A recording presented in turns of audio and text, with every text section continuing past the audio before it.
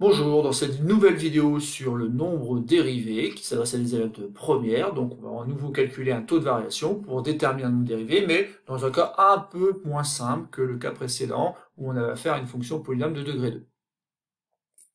Donc l'énoncé de l'exercice est le suivant, soit f, une fonction définie sur R par f de x égale x au cube plus 1. Donc on va déterminer le taux de variation de f entre 2 et 2 plus h, avec bien sûr h différent de 0, pour en déduire le nombre dérivé de f en 2. Donc la difficulté, si on a une, en fait, elle est là. Elle est dans le fait que dans l'expression de f de x, il y a x au cube. X au cube qui va amener peut-être des développements qui peuvent poser problème en classe de première, mais ne vous cassez pas la tête, il faut simplement le développer en prenant son temps, en deux étapes peut-être, afin d'obtenir donc l'expression de f de 2 plus h. Donc je vous laisse chercher un petit peu, vous pouvez appuyer sur pause, essayer de déterminer donc le nombre dérivé de cette fonction f, et simplement après, je vous conseillerais donc de regarder la vidéo pour avoir une correction de ce taux de variation, et donc de ce nombre de dérivés. Donc si vous avez vu une première vidéo, moi je conseille aux élèves de faire ça en plusieurs étapes. Donc première étape, la moins simple, on va dire, c'est de trouver une expression de f de 2 plus h. Donc une expression de f de 2 plus h, eh ben, on l'obtient en faisant en sorte de remplacer x par 2 plus h. Donc j'obtiens 2 plus h au cube plus 1. Ensuite, il faut développer là. Et là, c'est là que ça complique un petit peu, parce qu'on ne connaît pas de formule avec une expression comme ça, entre parenthèses, et un exposant qui serait 3. On connaît certes une avec l'identité qu'on va pouvoir utiliser, mais avec l'exposant 3, on ne connaît pas. Mais pas de panique, on va simplement se ramener à la définition, ça fait tout simplement 2 plus h, facteur de 2 plus h au carré. En effet, ici, il y a un 1 que je n'ai pas noté, car il ne sert à rien, mais il est bien là.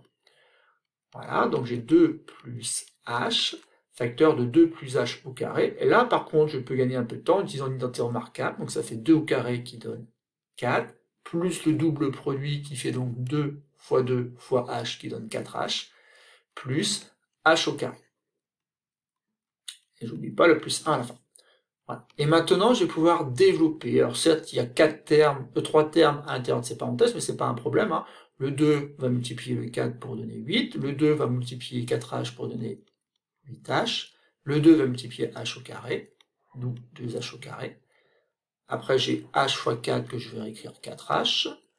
h fois 4h, ça fait 4h au carré. Et enfin, h multiplié par h au carré qui fait h au cube.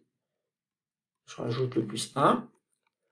Voilà, donc ici je regarde, j'ai un terme en h au cube qui est là, que j'ai utilisé. En h au carré, ben en fait, ici j'ai 2h au carré plus 4h au carré qui donne 6h au carré. Pour les h, 8h, 4h, donc 12h. Et enfin, 8 et 1, 9. Donc voilà, j'ai mon expression pour f de 2 plus h, que j'ai écrit avec les termes en h en premier ici, qui donne donc h au cube plus 6h au carré plus 12h plus 9. Passons maintenant à quelque chose de beaucoup plus simple, le calcul donc de l'image du nombre 2 par cette fonction f. Donc ça fait 2 au cube plus 1. Alors 2 au cube, 2 multiplié par 2, ça fait 8, 8 et 1, 9. Ça y est, c'est terminé. Donc je vais pouvoir donc exprimer mon taux de variation entre 2 et 2 plus h, faisant f de 2 plus h moins f de 2, le tout divisé par h. Donc le fait de l'avoir fait séparément permet de gagner beaucoup de temps et ne pas avoir autre chose à faire que finalement la différence entre cette expression-là et le nombre 9. D'ailleurs, hein, quelque chose à remarquer ici, comme souvent, hop, plus 9, moins 9, ça disparaît. Le tout divisé par h. Bon. Et là, il y a un truc qu'on fait à chaque fois, hein, c'est en fait de factoriser par h au numérateur, donc ça fait h facteur de h au carré, plus 6h, plus 12. Le tout divisé par h, pour maintenant simplifier. Donc on simplifie par h, et j'obtiens une expression qui est h au carré plus 6h plus 12, mais pour des raisons qu'on va évoquer juste après, il est intéressant de commencer cette fois-ci par 12, puis 6h, puis h au carré.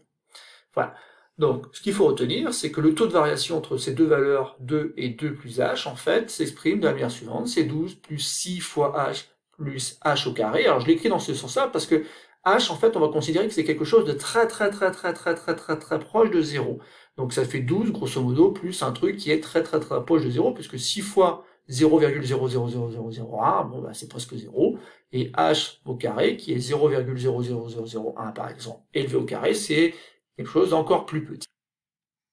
Et donc maintenant, je vais pouvoir en déduire donc mon nombre dérivé en 2. Donc on en déduit